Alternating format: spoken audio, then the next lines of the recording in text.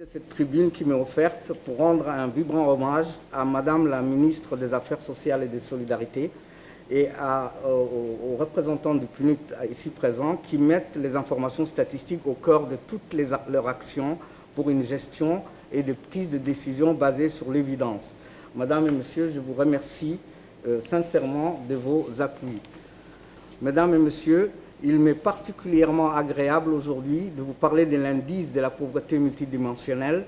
d'autant plus que cette mesure, dans son approche, permet d'envisager l'analyse de la pauvreté dans ses multiples facettes socio-économiques que l'approche monétaire qu'on avait l'habitude d'utiliser et que nous avons utilisée peut suffire et à elle seule de montrer les différentes facettes. En effet, l'IPM, c'est-à-dire l'indice de pauvreté multidimensionnelle, en intégrant en termes de privation des variables relatives à l'éducation,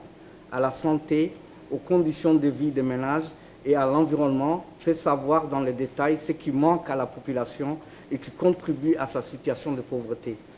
Ce faisant, il indique clairement dans quel domaine des actions significatives doivent être menées pour lutter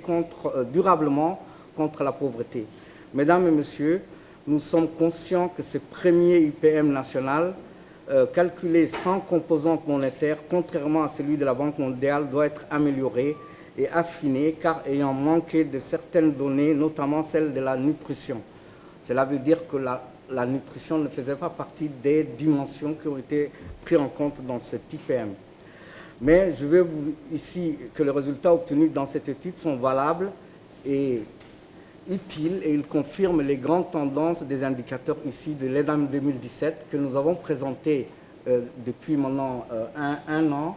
et demi. Et parmi les résultats que nous pouvons voir dans cet IPM, on voit que par exemple la pauvreté est plus rurale à 51,3%, mais également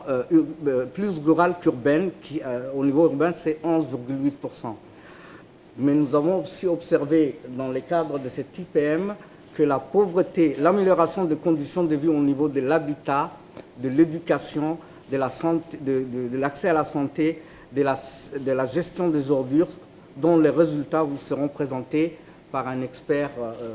un chercheur de l'Université de Djibouti tout à l'heure. Mais vous allez voir que la pauvreté telle que nous l'avons abordée dans le cadre de l'EDAM 2017 a été améliorée dans le cadre de cet IPM. Excellence, Madame la ministre des Affaires sociales et des Solidarités, Monsieur le représentant du PNUD, Mesdames et Messieurs, avant de terminer mon intervention, permettez-moi de vivement remercier les experts nationaux et en particulier l'expert consultant de l'Université de Djibouti qui ont mené cette étude sur IPM de bout en bout avec les résultats que nous savons. Mais également, c'est un grand plaisir pour moi de partager les données de l'enquête djiboutienne auprès des ménages qui sont des données en ligne maintenant. Donc, lorsque des chercheurs veulent, par exemple, utiliser les données de